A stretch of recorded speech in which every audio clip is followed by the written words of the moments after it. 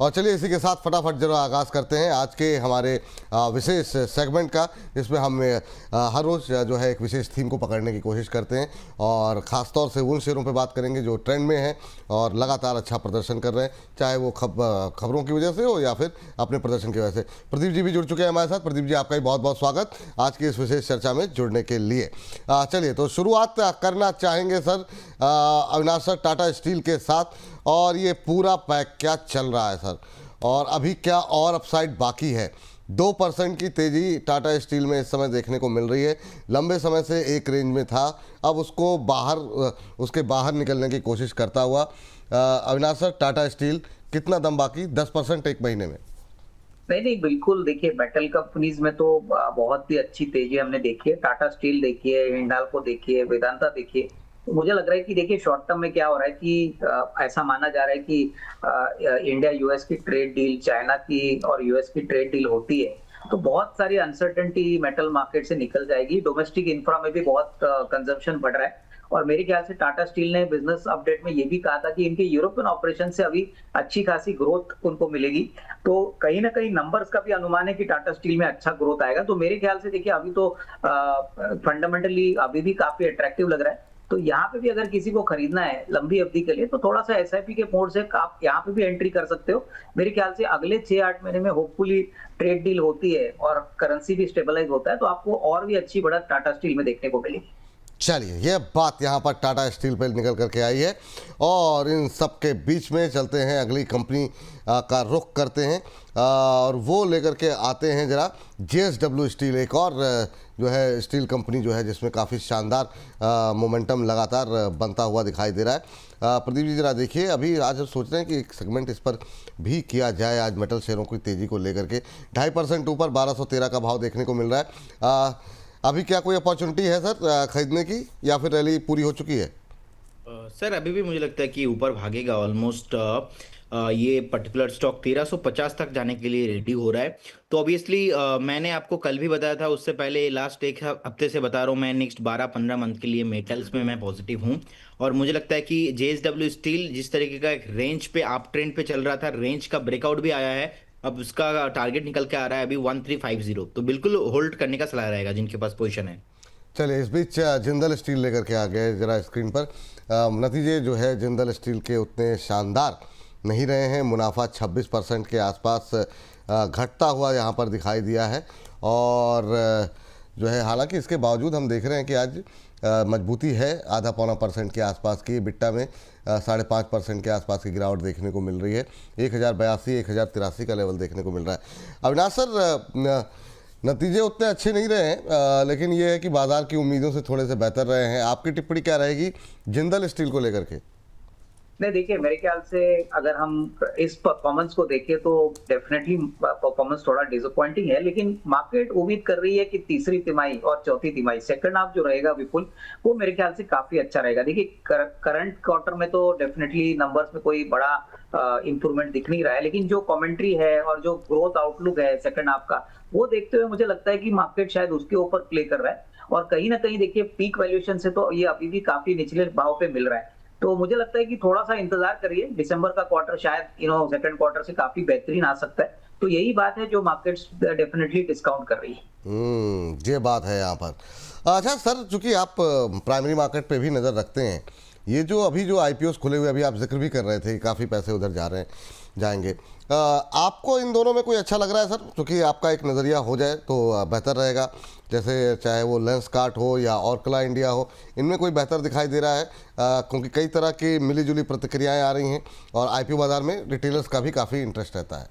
नहीं, बिल्कुल। देखिए मुझे लगता है कि आपके रिटेलर्स को मैं एक ही बात कहूंगा कि अगर ये प्योरली लिस्टिंग गेन के लिए पैसा लगा रहे हैं तो मेरे ख्याल से देखिए ये मामला इतना बड़ा नहीं हो सकता है, क्योंकि लेंसकार्ट का तो काफी चर्चा भी हो गई है कि वैल्यूएशन बहुत ही महंगे है। 70,000 करोड़ का पोस्ट मनी वैल्यूएशन उन्होंने किया है और इसमें बड़ी मात्रा ओएफएस है। ओकला जो दूसरा है जो एमटीआर के प्रोडक्ट्स मार्केट करता है, ये भी ओएफएस है, इसमें कोई डायरेक्ट कंपनी को पैसा मिलेगा नहीं। तो मेरी राय में जो लोग 1-1.5 साल का नजरिया से पैसा लगाना चाहते हैं वो ठीक है, अदरवाइज पोस्ट लिस्टिंग आपको मौके मिलेंगे। मुझे लगता है कि देखिए हमको ये बात भूलनी नहीं चाहिए कि पेटीएम ने भी 2100 पे शेयर इशू किया था, उसके बाद क्या हो गया। तो ये ऐसे आईपीओ में आपको थोड़ा सा बच के रहना चाहिए, क्योंकि एक बार आपने पैसा लगाया विपुल, आप वापस उसको विड्रॉ नहीं कर सकते। तो मेरे ख्याल से सोच समझ के पैसा डालिए। अगर आपका नजरिया साल 1.5 साल है, तो अगर शॉर्ट टर्म का नजरिया है तो मेरे ख्याल से इंतजार करिए। मार्केट आपको अपॉर्चुनिटी बाद में, ये दोनों कंपनीज बहुत अच्छी है, बेहतरीन है, लेकिन वैल्यूएशन को लेके मुझे लगता है काफी कंफर्ट नहीं है। ऐसे वैल्यूएशंस पे जरा डिफिकल्ट लगता है कि कितना पैसा निवेशकों का एक्चुअली मार्केट में इनिशियली बनेगा। ये बात है। यहाँ पर तो बहुत ज़्यादा उम्मीदें ना पालिए। ये जो है अगर लिस्टिंग गेन के लिए कर रहे हैं तो अवॉइड करें ना सर।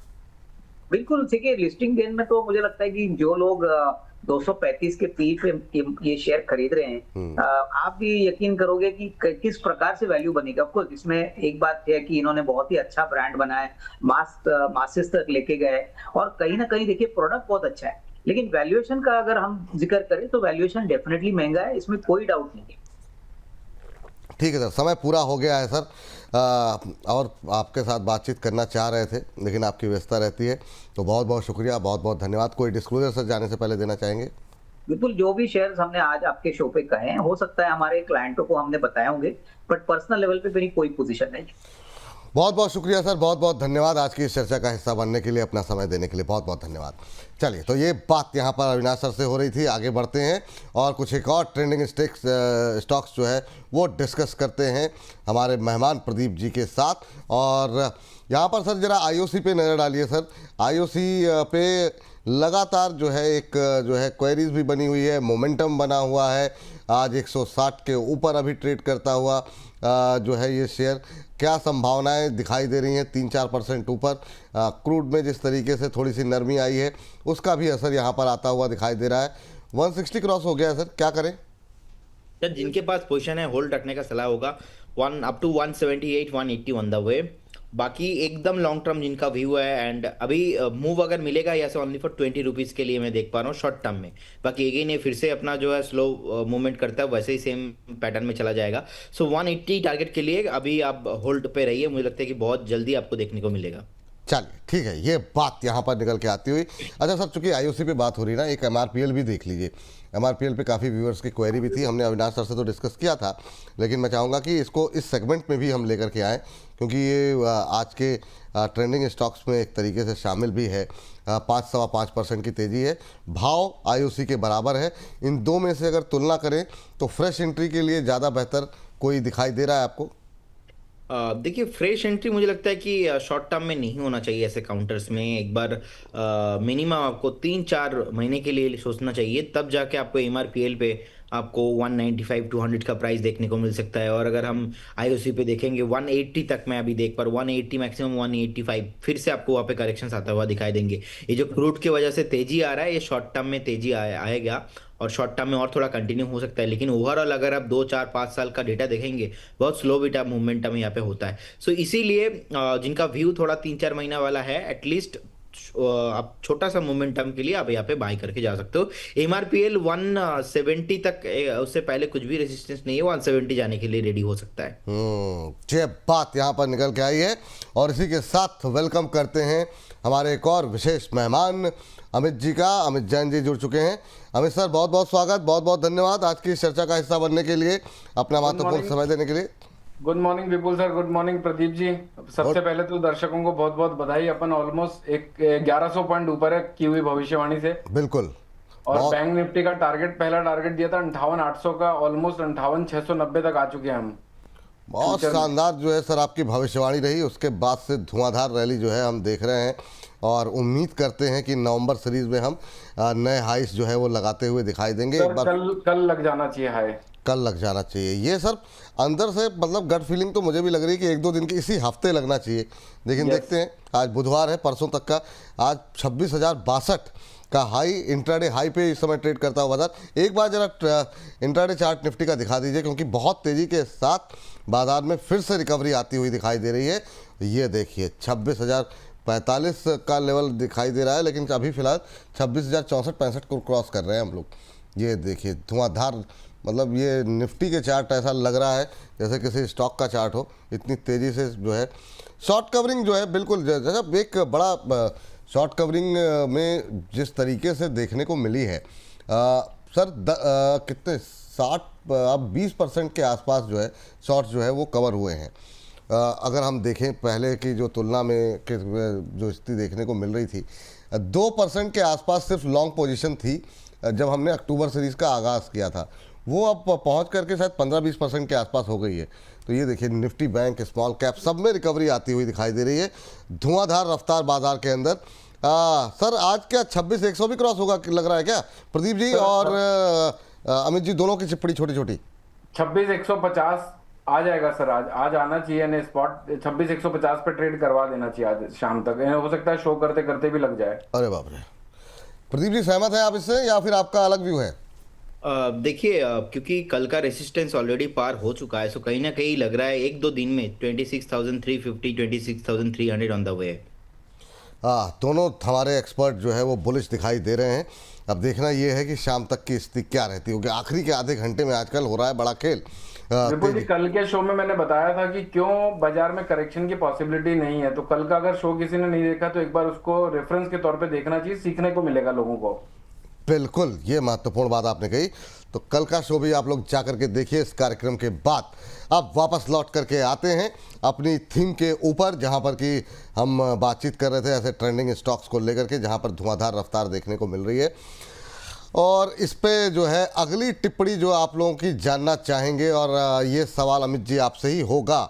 जो कि आज का ट्रेंडिंग स्टॉक्स है वो है अदानी ग्रीन। जरा रिजल्ट पहले लेकर के आ जाइए, क्योंकि नतीजे जैसे जैसे आ रहे हैं वैसे वैसे नए नए ट्रेंडिंग स्टॉक सामने आ रहे हैं, नए नए सेक्टर, नए नए स्टॉक्स चलते हुए भी दिखाई दे रहे हैं। अदानी ग्रीन में काफ़ी अच्छा मोमेंटम आज बना हुआ है, हालांकि मुनाफा ऑलमोस्ट फ्लैट रहा है 644 करोड़ के आसपास।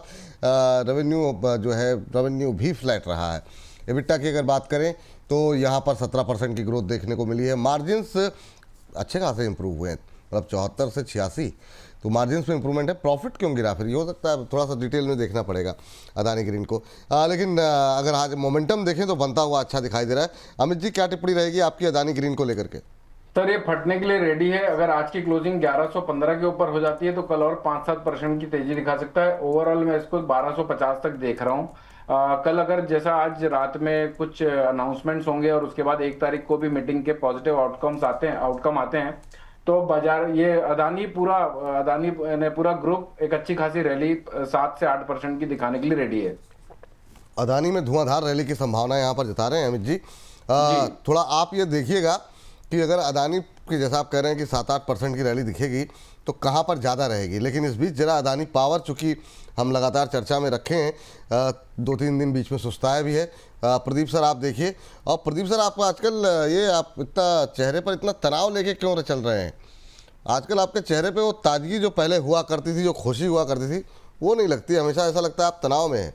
अगर काम का प्रेशर है थोड़ा कम कीजिए। जी सर। इस तरह की जैकेट पहनने वाले आजकल तनाव में चल रहे हैं तो ओह अच्छा, मुझे भी उतारनी पड़ेगी क्या अपनी?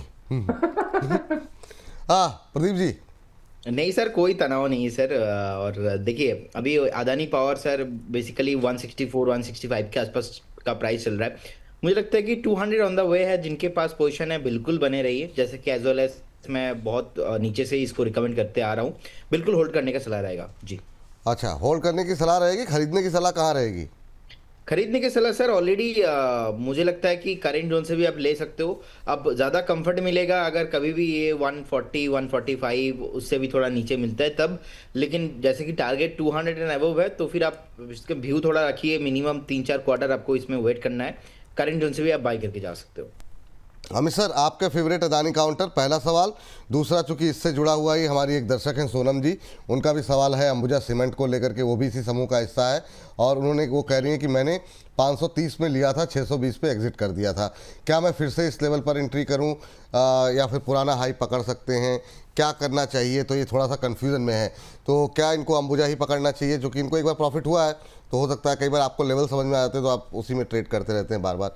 क्या सलाह रहेगी सोनम जी को? मैं तो ये कहूंगा विपुल जी की ये अदानी इंटरप्राइजेस पहले भी हमने डिस्कस किया था, आज 2550 के आसपास चल रहा है। 2393 के स्टॉप लॉस से आप इसमें बाय पोजीशन बिल्डअप कर सकते हैं। 2775 रुपए आप लोगों को आने वाले टाइम पर, इनफैक्ट ये नवंबर मंथ में देखने को मिल सकता है। तो अंबुजा को, अगर अंबुजा से कोई पर्सनल प्यार नहीं है तो आप अदानी इंटरप्राइजेज में एंट्री करें, यहाँ पर अच्छे पोटेंशियल दिख रहे हैं आने वाले टाइम पर। ठीक।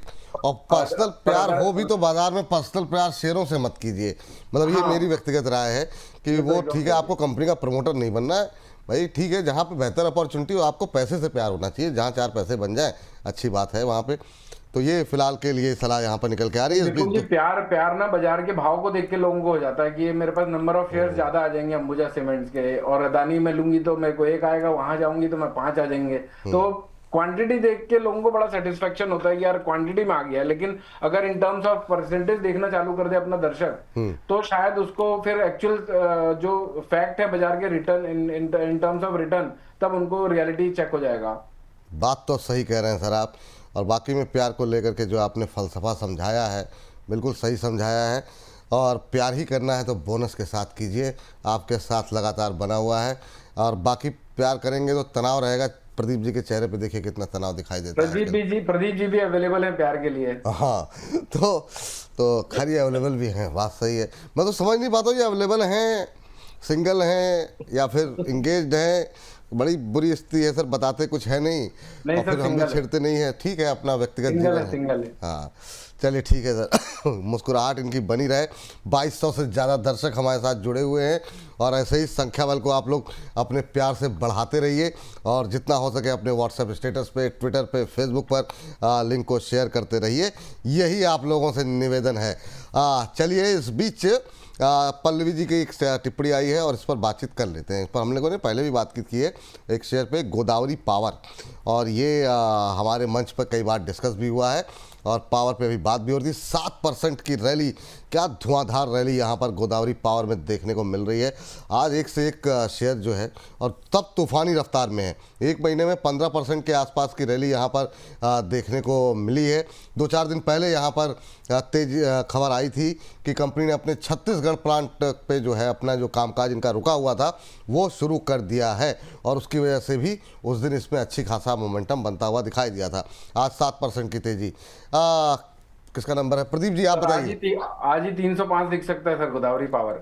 आज ही क्या क्या कर रहे हैं सर? 305 आज और कल में 305 तक दिख सकता है। अभी खरीद ले फिर?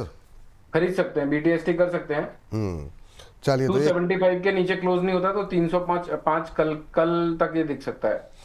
305 तक तो अभी करंट लेवल पे कर सकते हैं बाइंग। यहाँ पर हम कर सकते हैं, रिस्क रिवॉर्ड मैच कर रहा है। 275 के क्लोज टू क्लोज बेसिस पे स्टॉप लॉस रहेगा और 305 का टारगेट। 305 का टारगेट। चलिए यहाँ पर बीटीएसटी करने की सलाह है। इसको अगर हम हो सके तो जरा गूगल फाइनेंस का चार्ट दिखा करके एक बार टारगेट स्टॉप लॉस दिखा दीजिए। मैं प्रदीप जी के पास जा था, लेकिन तब तक अमित जी ने इस पर टारगेट और स्टॉप लॉस दे दिया बीटीएसटी की कॉल के लिए। तो इसको जरा हम पहले इसको थोड़ा सा हाईलाइट कर देते हैं। 287 288 के आसपास चल रहा है। 275 का यहाँ पर स्टॉप लॉस लगाइए। 305 का टारगेट देखने को मिल सकता है। अभी 7% की तेजी है, लेकिन ये तेजी और ज़्यादा बढ़ती हुई दिखाई दे सकती है, और ये 305 तक जा सकता है। स्टॉप लॉस ज़्यादा ऊपर नहीं है, नीचे नहीं है, तो इसलिए थोड़ा सा कोई दिक्कत वाली बात नहीं। 275 के स्टॉप लॉस का अवश्य ध्यान रखिए। स्टॉप लॉस दिखा दीजिए एक बार 275 का, और 305 टारगेट आपको लगातार दिख ही रहे हैं। तो इसी नज़रिए के साथ अब 288.20 का भाव 7.25% ऊपर जो है ये जो है अब ट्रेड करता हुआ। जैसे यहाँ पर कोई अनयूजुअल मूवमेंट होगा, या फिर अगर हमारे जो एक्सपर्ट हैं वो अगर कुछ इसमें बदलाव करना चाहेंगे अपने टारगेट स्टॉप लॉस को लेकर के, तो फिर हम दोबारा स्क्रीन पर लेकर के आएंगे। फिलहाल 7.25% ऊपर।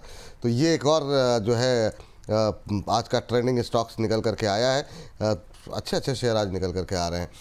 लेकिन अब अगली टिप्पणी जिस स्टॉक्स पर मैं लेने जा रहा हूं प्रदीप जी, यहाँ पर हाल ही में बदली है आपने अपनी राय, और आपकी राय बदलने के बाद यहाँ पर अभी बन रहा है। पिछले 2 दिन से धुआंधार जो है हालात बदलते हुए दिखाई दे रहे हैं। सुज़लॉन जरा लेकर के आइए, और कल क्या शानदार रैली रही, और ये मतलब अंदर से दिल बार बार कह रहा था ये चलने वाला है, और आपने भी अपनी बात बताई, रचित जी ने भी बताई, और अब 4.25% ऊपर। कल भी ऐसे ही रैली, आज भी ऐसे रैली। तो ये जो 51-52 से लेकर के 58 तक की रैली कल से आज तक में 53-54 से 4-5 रुपये का मूव तो आ गया है। और कितना अपसाइड देख रहे हैं सर सुज़लॉन में, और क्या अभी 58 रुपये के लेवल पे खरीद सकते हैं? आज बहुत सारे सवाल हैं। बहुत लोग 65-66 पे लेकर के बैठे हुए हैं। उनके लिए क्या सलाह रहेगी, और जो लोग अभी खरीद रहे हैं, खरीदना चाह रहे हैं, उनके लिए क्या सलाह रहेगी आपकी? एकदम विपुल जी, देखिए मैं मेरा स्टेटमेंट को इजीली बदलता नहीं हूँ, आपको भी पता है। 74-75 से मैंने सेल कॉल दिया था, और स्टॉक गिरते गिरते 51 52 के आसपास जैसे ही आया था, मैंने फिर अगेन मेरा व्यू को बदला और 3 4 महीना मेरा सेम व्यू था। और आपके मंच पे जब जब डिस्कशन हुआ था और तो गुड़िया मैंने कुछ लगा दिया, ऐसा भी डिस्कशन हुआ था। देखिए इसमें रिजल्ट अच्छा है, लास्ट 2 अगर 3 क्वार्टर का रिजल्ट आप देखेंगे बहुत बढ़िया इंप्रूवमेंट हुआ है। सो मुझे लगता है कि इसका टारगेट अभी 74 75 होना चाहिए, उससे पहले स्टॉक रुकने का नाम नहीं लेगा। 74 में आएगा, मैं फिर से एक बार प्रॉफिट बुकिंग कर लूंगा। और जिनके पास अभी पोजीशन है बने रहिए, फ्रेश पोजीशन भी करके जाइए। 75 उससे पहले रुकने का नाम नहीं लेगा स्टॉक। और क्योंकि मेरा साइकोलॉजी वही था 51 52 के आसपास की, ऑलमोस्ट 16 17% का स्टॉप लॉस मेरा मैंने दिया था और दिवाली पीक मैंने दिया था। और उसमें मेरा टारगेट जो था ऑलमोस्ट नियर अबाउट 40% के आसपास, जो कि आना चाहिए सुजलॉन एनर्जी के साथ। और अभी गोदावरी पावर को लेकर डिस्कशन हो रहा था, तो कहीं ना कहीं आपने याद होगा, आई थिंक आपको, मैंने एकदम मतलब वो संकल्प लेके गोदावरी पावर जिस दिन ब्रेकआउट आया था 240 के साथ, मैंने उस दिन पकड़ा था गोदावरी पावर एंड इस्पात को। एंड उस दिन मैंने बता दिया था कि 300 पार होने वाला है एंड 340। उसके बाद 365 हुआ, 280 हुआ, फिर से नीचे आया। बहुत सारे लोगों का कमेंट भी आया, अरे सर नहीं चल रहा है नहीं चल रहा है। अभी देखिए आज ऑलमोस्ट 7% ऊपर है, अभी 350 एंड अबव जाने के लिए रेडी हो रहा है।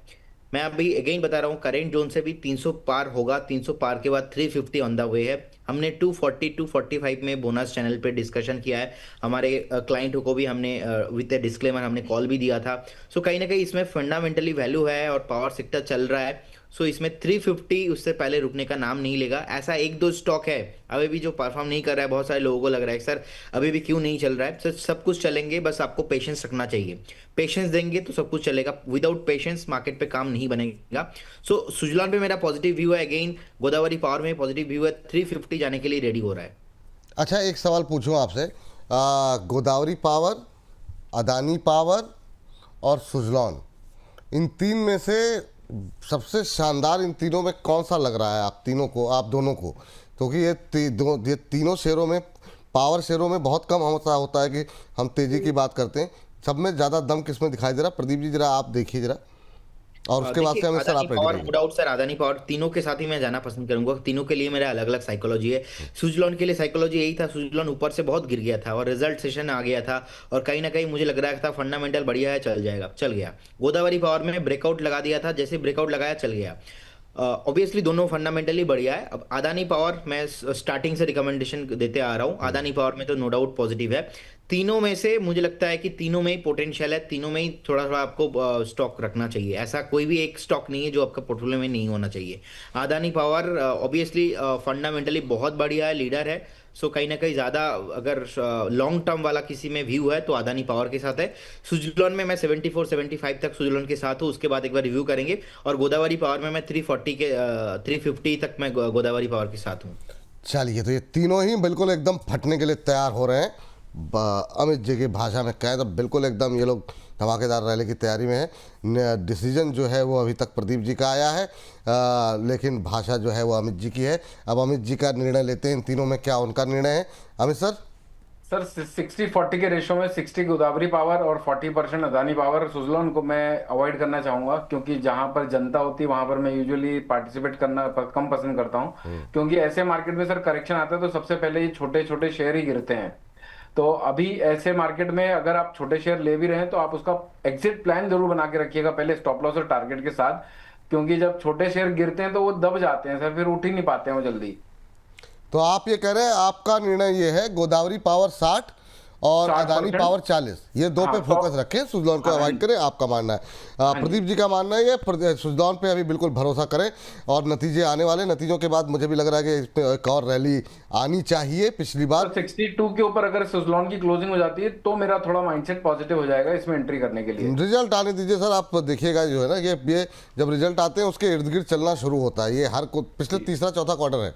पिछली बार जरूर यहाँ पर कुछ एक बदलाव मैनेजमेंट में हुए थे, उसके बाद से प्रेशर आ गया था, फिर काफ़ी नीचे तक आ गया था। अगर यहाँ पे अगर ये रिजल्ट ठीक रहे तो फिर तो जो प्रीवियस हाई की तरफ बढ़ सकता है। अभी तक की जो चाल रही है, जो पुराने इतिहास को ही हम लोग खंगालने की कोशिश करते हैं, उसी के आधार पर थोड़ा पढ़ने की कोशिश करते हैं, तो ये स्थिति यहाँ पर है। तो इन तीनों पे रखें नज़र। चलिए अब 1-2 मिनट के अंदर 1-2 शेयर और डिस्कस कर लेते हैं। चूँकि अदानी पे काफ़ी चर्चा हो रही है, एक अदानी विल्मर पे काफ़ी लोग हैं फंसे हुए। बताइए क्या करना चाहिए। अमित जी, आप ही देख लीजिए अदानी विल्मर को 330 पे हमारे एक दर्शक ने ले रखा है। ये शेयर नहीं चला उस तरीके से, अभी इनके लिए क्या सलाह रहेगी? 1 मिनट सर, अदानी विल्मर ना? अदानी विल्मर।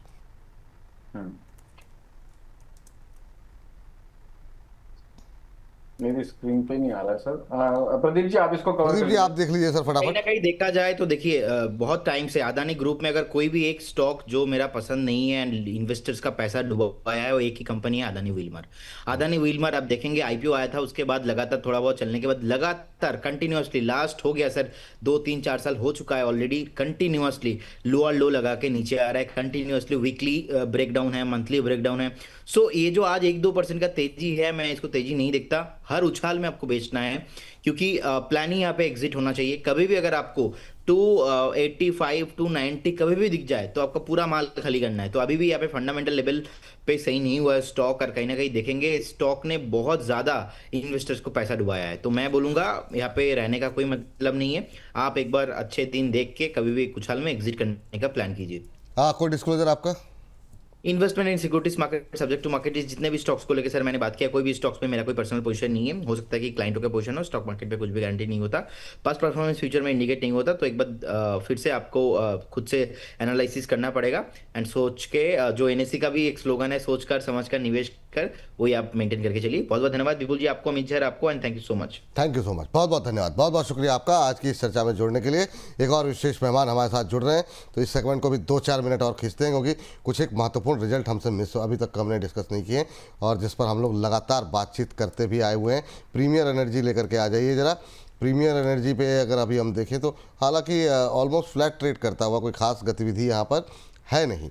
तो अभी अगर देखें तो हालांकि मुनाफा का 72% के आसपास बढ़ता हुआ दिखाई दिया। रेवेन्यू में 20% की ग्रोथ रही है पिछले साल के मुकाबले। वाई ये जो है बदलाव आप देख रहे हैं। एबिटा में 47.4% के आसपास की ग्रोथ देखने को मिली है। मार्जिन्स पहले से इंप्रूव हुए हैं 5% के आसपास। क्या सर जरा देखिए एक बार चार्ट पे कोई क्या स्थिति दिखाई दे रही है? 7% के आसपास की रैली रही है बीते 1 महीने में, अभी क्या करना चाहिए? सर अभी 1102 रुपए का भाव चल रहा है। मुझे लगता है ये कंसोलिडेशन फेज में फटने के लिए रेडी होने वाला है। 1275 रुपए तक की रैली दिखा सकता है, लेकिन इसके लिए कंडीशन एक ही है कि 1045 के नीचे ये क्लोज ना हो कभी। 1045 को जब तक सस्टेन कर रहा है तब तक 1250 रुपए तक आसानी से दिख सकता है। काफी लंबा कंसोलिडेशन हो गया, इसका फटने के लिए रेडी है सर। अब कब फटता है तो वक्त ही बताएगा।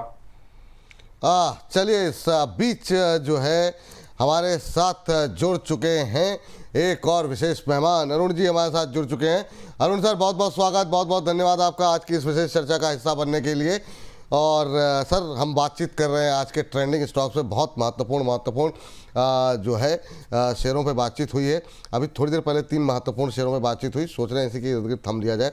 एक है सुजलॉन, गोदावरी पावर, और जो है आज अच्छी रैली देखने को मिली है। एक शेयर कौन सा था? अदानी पावर, गोदावरी पावर और सुजलॉन एनर्जी। आपकी टिप्पणी लेंगे, लेकिन सबसे पहले एक सुजलॉन पे आपकी टिप्पणी इसलिए भी लेंगे क्योंकि खबर आई है। सुजलॉन एनर्जी ने अनाउंस किया है कि मिस्टर राहुल जैन जो है वो 15 दिसंबर से कंपनी के CFO पद की कमान संभालेंगे। 2 दशक से ज़्यादा का इनका अनुभव है और 17 साल इसमें से ये रहे हैं SRF में।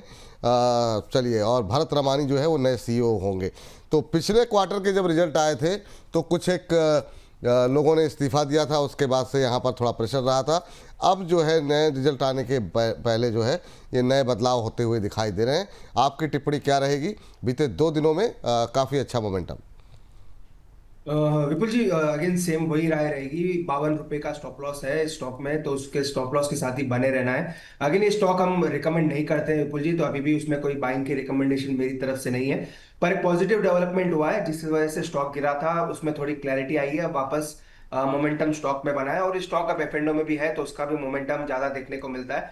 पर मेरा व्यू सेम है विपुल जी। इसी सेक्टर में और अच्छे विकल्प है तो वहां पे मेरी खरीदारी की सलाह है।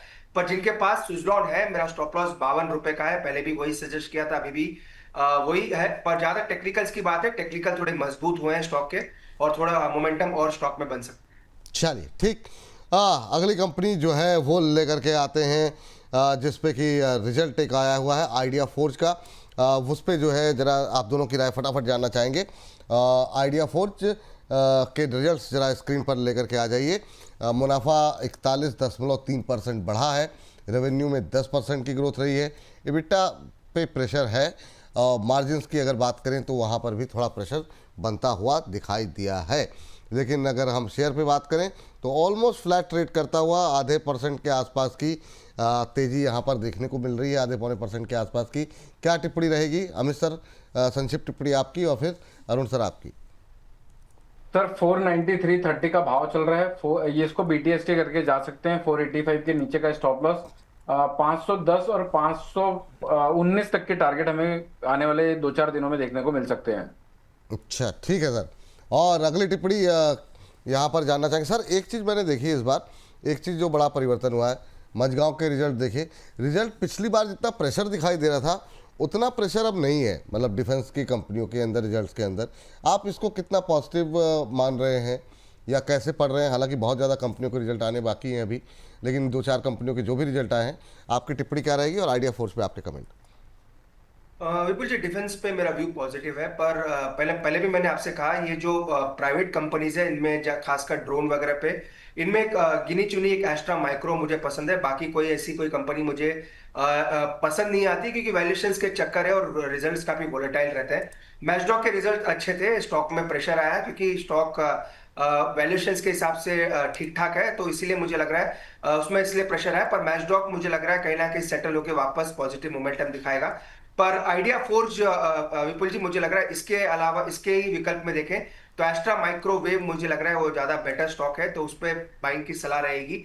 आइडिया फोर्ज का टेक्निकल मजबूत है नो डाउट, और 510 के ऊपर निकलेगा तो इसमें ही मोमेंटम बन सकता है। अगर कोई टेक्निकली लेना चाहता है तो अगर 503 504 के ऊपर निकले देन एक मोमेंटम पॉजिटिव बन सकता है और 525 तक के टारगेट आएंगे। पर अगर आप विकल्प के तौर पर माने तो मुझे लग रहा है एस्ट्रा माइक्रोवेव ज्यादा बेटर कैंडिडेट। एस्ट्रा माइक्रो के आपने लेवल्स नहीं बताए, जो आपने लेने के लिए कहा है, जो नहीं लेने के लिए कहा है उसके तो आपने लेवल समझा दिए। इसका भी लेवल थोड़ा सा बता दीजिए सर, एस्ट्रा माइक्रो का भी। विपुल जी, 1030 1020 इसका मेजर मूविंग एवरेज है, वहां पे मुझे लग रहा है एक बार आपको मिल सकता है। पहले भी इसको इसी लेवल पे रिकमेंड किया था विपुल जी, और वहां से 1150 तक स्टॉक गया, वापस वहीं पे स्टॉक आ रहा है। तो 1020 1030 के आसपास या उसके नीचे मिलता है तो अच्छे लेवल्स रहेंगे। शॉर्ट टर्म में स्टॉप लॉस 1000 रुपए के नीचे लगाएं, मुझे लग रहा है 1100 तक के टारगेट इसमें बन सकते हैं। चलिए ठीक, इसी के साथ इस सेगमेंट को करते हैं यहीं पर समाप्त।